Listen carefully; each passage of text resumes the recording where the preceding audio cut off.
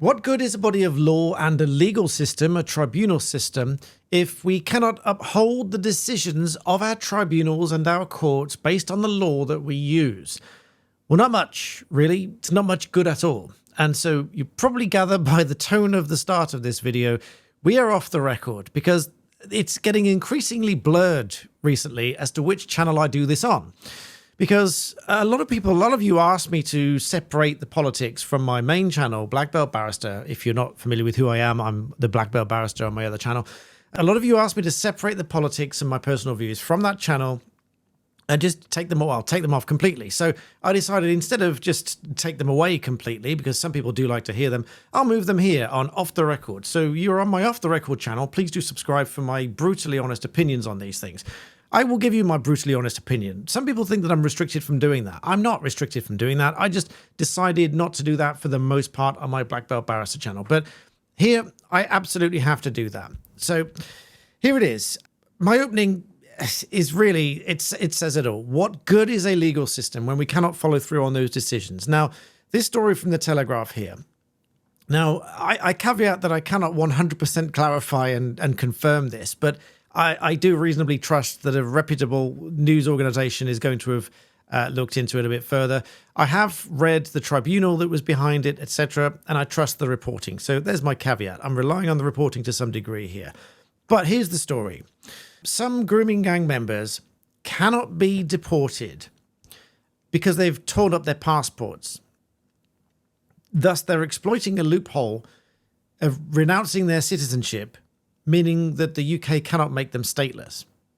Now, if this wasn't bad enough, there's already been, I understand, hundreds of thousands of pounds worth of, here we go, Adil Khan, the first example that I find here, £270,000 of taxpayer-funded lawyers' bill to fight the deportation to Pakistan. This is the tribunal decision here. This is going back to 2017, last updated in 2022. And there's a number of men here of all sorts of deplorable crimes, against each of whom the Secretary of State had made the decision to deprive them of citizenship under Section 40. And they exercised their right to appeal. And so this whole case went through to the tribunal, but ultimately ruled that the Home Office had made the decision lawfully, and the decision to deprive citizenship was perfectly fine, but then said at the end, on a separate note, we'd recommend, the tribunal said that Secretary of State give careful consideration to the viability and desirability of making the Section 40 and deportation decisions jointly. If feasible, it'll have the supreme merits of the combined appeals to the tribunal of a single hearing addressing all of the issues. In other words, this is a two-stage process. Firstly, the formal deprivation of citizenship in each case, and in the event of an unsuccessful appeal. And secondly, further to that order, a removal decision or a deportation order. So you might then come back to this article and think, well, they lost the challenge against the deprivation of their citizenship. Then surely they would have been deported, and why not? Well, as you can read from this article, which I'll link below, Pakistan is refusing to take them back because they've renounced their citizenship, and therefore Pakistan says that there's no basis to accept them back. And they apparently, Pakistan officials told the Telegraph that it'd be extremely difficult to take them, such dangerous criminals, back when there was no basis to do so. An Interior Ministry source suggests that if the UK were to engage in negotiations, then progress could be made. But bearing in mind, now if we go back to what has actually happened here, and the criminality itself, and where we are now, we are, what time is it? 2025. If we go back here, the appellant's criminality, on the 9th of May 2012, the judge sentenced the four, together with 5 others, for convictions by a jury for grave offences and a conspiracy to commit them. And the offending was as follows. Let me zoom in a little bit so you can see a little bit more clearly. Between the spring of 2008 and the spring of 2010, that criminal behaviour is summarised briefly as the grooming and sexual exploitation of a number of girls in their early teens. Fill in the blanks so I don't have to say too much on YouTube. But in essence, I'm sure you'll agree, some of the most horrific crimes imaginable, for which even these sentences cannot be appropriate. 19 and 22 years imprisonment. And again, another down here, 8 years imprisonment. And another down here, 6 years imprisonment.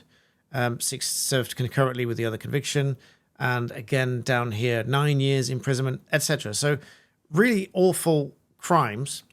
And so the decision was then taken to deprive them of citizenship. They exercised their right of appeal against that, lost, but ultimately cannot be deported because they've reportedly torn up their passports, renounced their citizenship.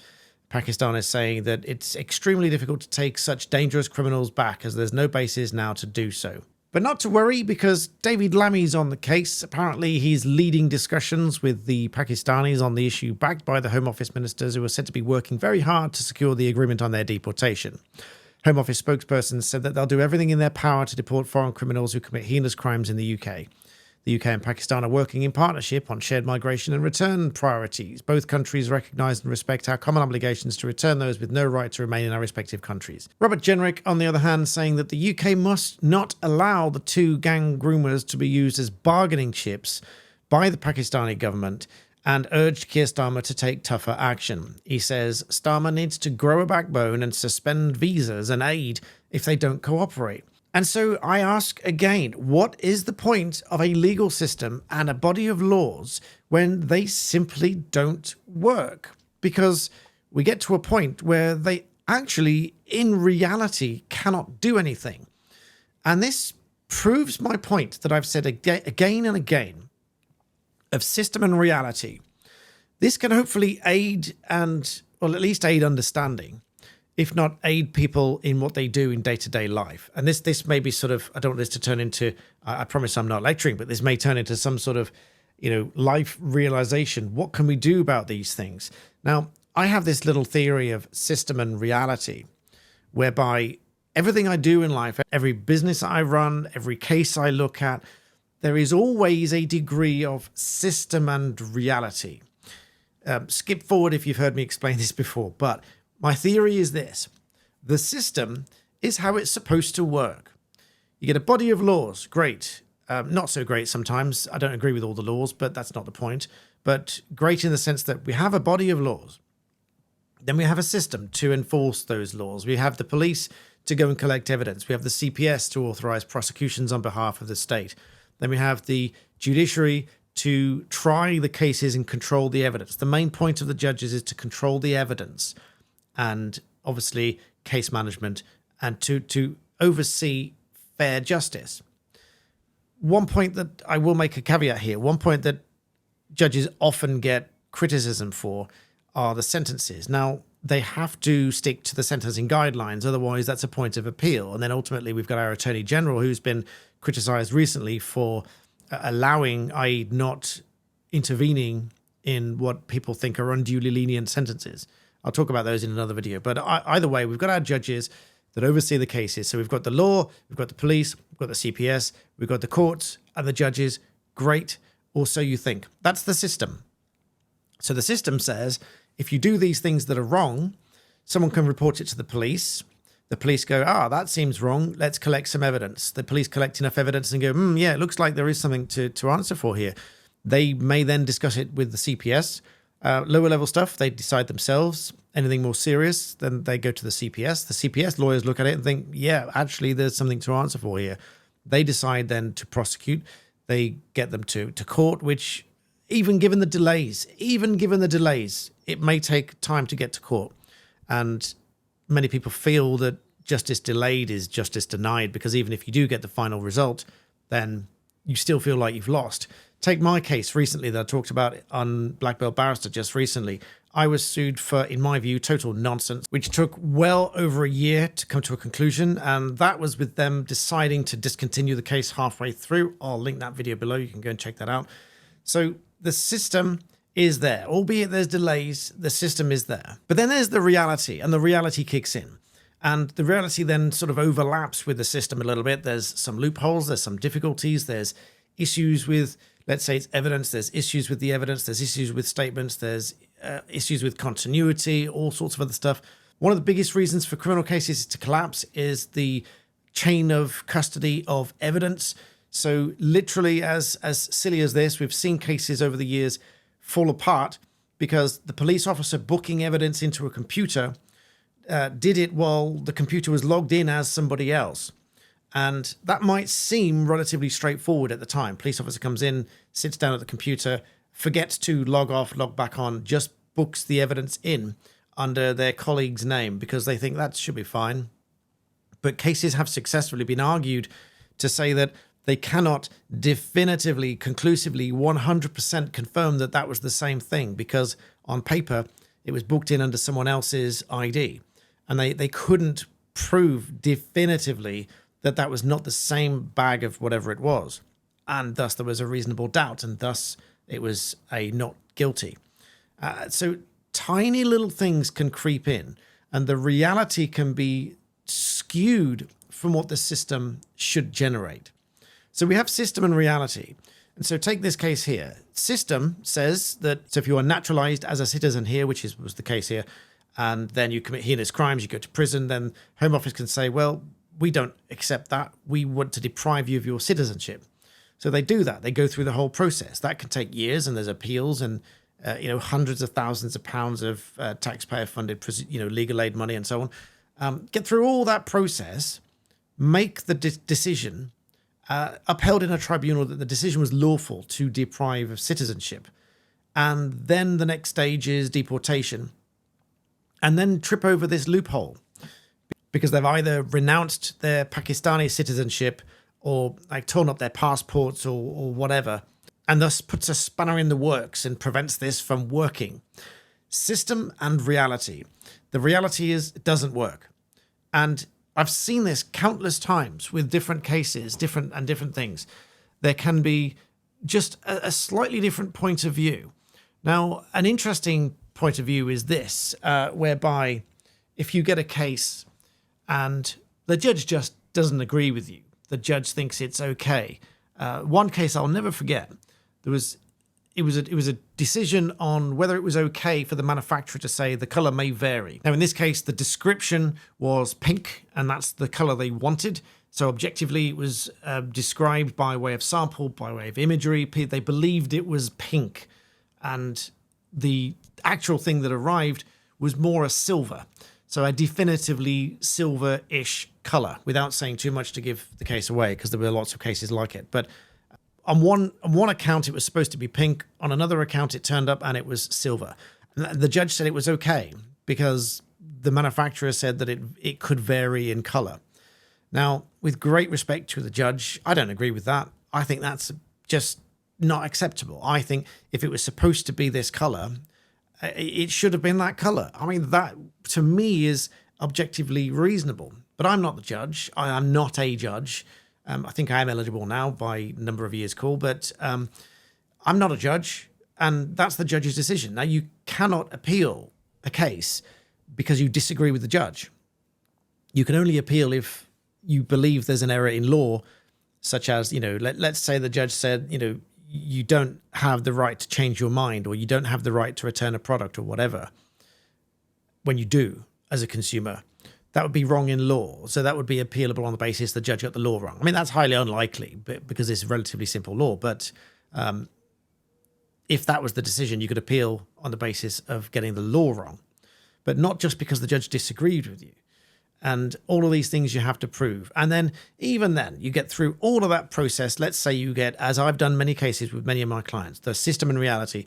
We followed the system through step by step by step and won. Slam dunk case, won everything. Judgment against the company and all the directors with costs, everything else. And then they just disappear. They either don't have the money or they don't pay the money. They just disappear. They shut the company down. Actually, they rebrand the company.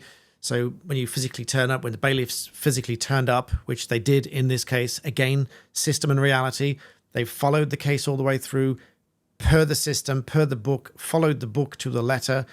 Bailiffs turned up, which is by way of a writ or a warrant of control to go and recover that debt. Because once you win a case, you become the judgment creditor. The other side then becomes the judgment debtor. They owe you the money under a judgment debt.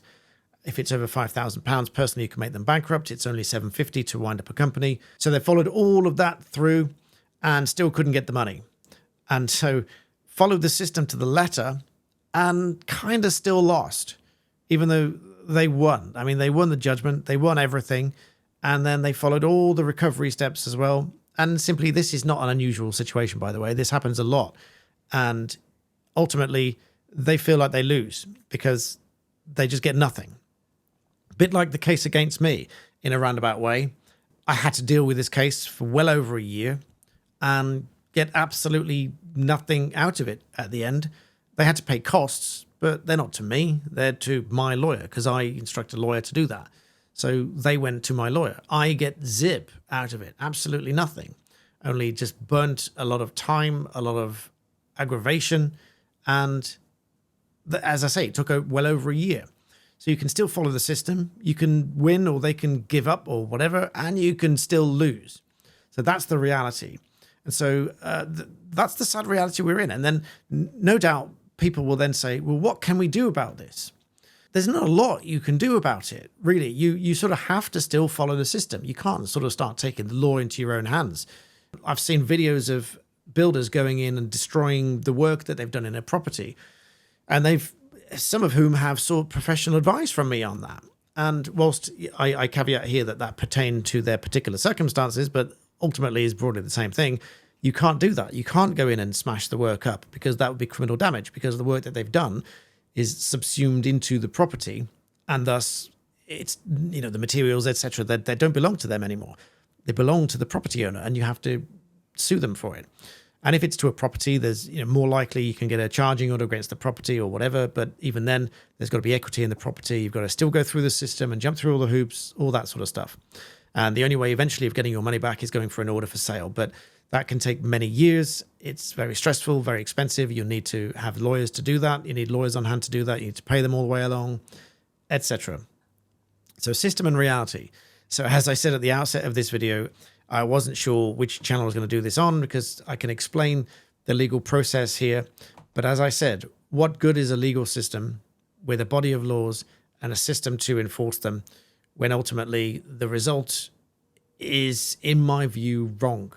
If they are still here after so many years, after a decision to renounce citizenship, and then, let's say, the desire to deport them because we don't want them here, but they're still here and it doesn't work. I've covered a number of cases like this on Black Belt Barrister. You can go check those out, where there have been all sorts of different excuses, and I don't agree with them. I think it's utterly absurd. And so all these arguments about let's scrap ECHR, I think we need to replace it with something else because, be careful what you wish for, because there's things such as, Article 10, the right to the freedom of expression, right to life, right to education, right to private family life, right to the freedom of religion, etc. All those things you probably want to keep, but it's a double-edged sword because those are a lot of the things that they use as arguments to escape the system, essentially. It's part of the system. Human rights lawyers will tell you, yes, that's their right to do so. And it is. That's part of the system. So the reality then becomes the system really ostensibly doesn't work for what it was originally intended. In any other walk of life, that would mean it's no good. It needs scrapping and rewriting. And I think it needs rewriting. I think we need to, for a lot of this, we need to go right back to the beginning and rewrite a lot of it. Let me know what you think in the comments to any of that. And do subscribe here, off the record. Very brutally honest here. I'm telling you exactly what I think with some real life examples. I've been through the process, either myself or with clients, been through the process. And very often it just doesn't work. And I suppose I better say, because it's becoming a catchphrase, this is Black Belt Barrister off the record, signing off.